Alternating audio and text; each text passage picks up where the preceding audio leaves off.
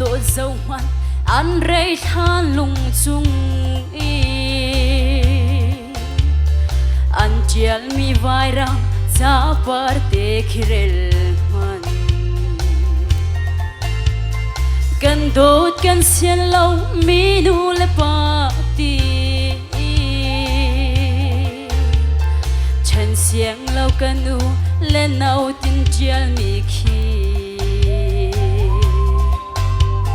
lung tak sing ha mo chin tak sing ha mo ti hi ka ro chieu to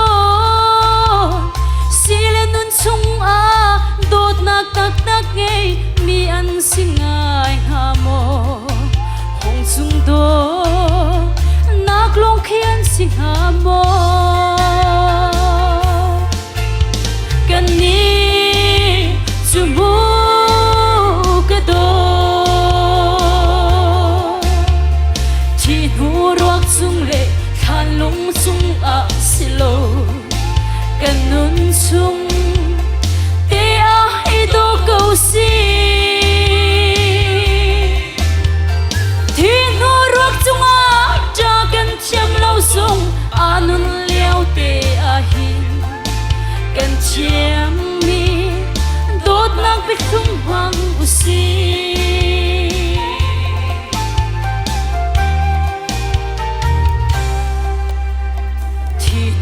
than chung a pang par do chia nak chu leo sa na hi dot nak i pe u si thi nu ruak chung i dot nak bi chin nak chu nun leo te a hi dot nak pia chim u si kan siang lawi ka to tin mi khi he na chana ko a thei ti lai lo chu si cha nun le thei liu chana dot na ko thum te ni bia u si kan ni chu mu ka do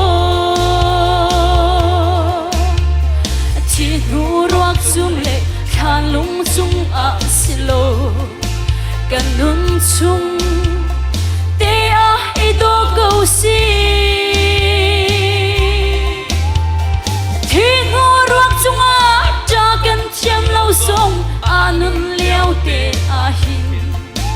kan chiam mi dot nak bi thum hang u si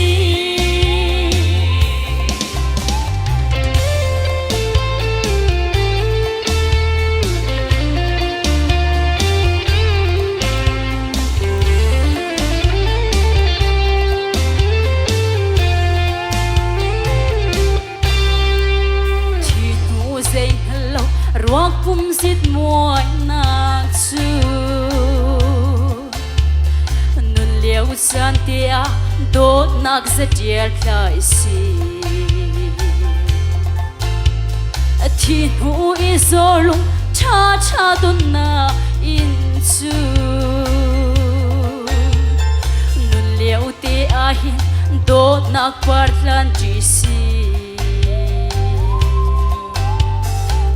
nuôi giải la cha chai phua le il hoi le na in sun nun leo san te ang dot nak sai forin khoi te zum na thum mi an kanem te ni chon bia si kan ni chu mu ka do chung le khan lung chung a silo kan nun chung te a i do câu si thi nu ruak chung a cha kan chiam lâu song a nun leo te a hin kan chiam mi dot nak bi thum hang u si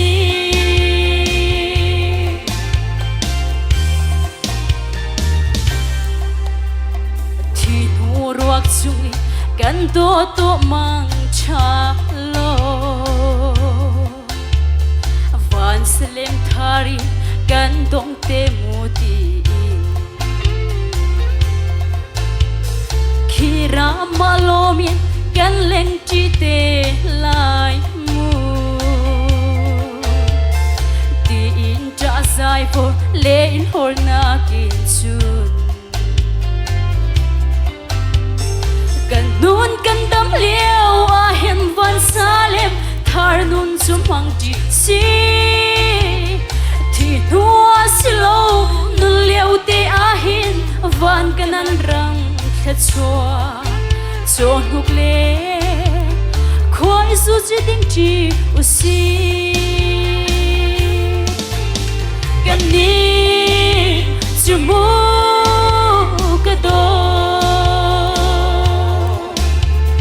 chi nu ruak chung le khan lung chung a silo kan nun chung te a e do ko si thiên hu ruak chung a cha kan chem lo song anun liao te a hin kan chiam mi dot nang pe khum hang u si thiên hu ruak chung a cha kan chem lo song anun liao te a hin kan chiam mi dot nang pe khum hang u si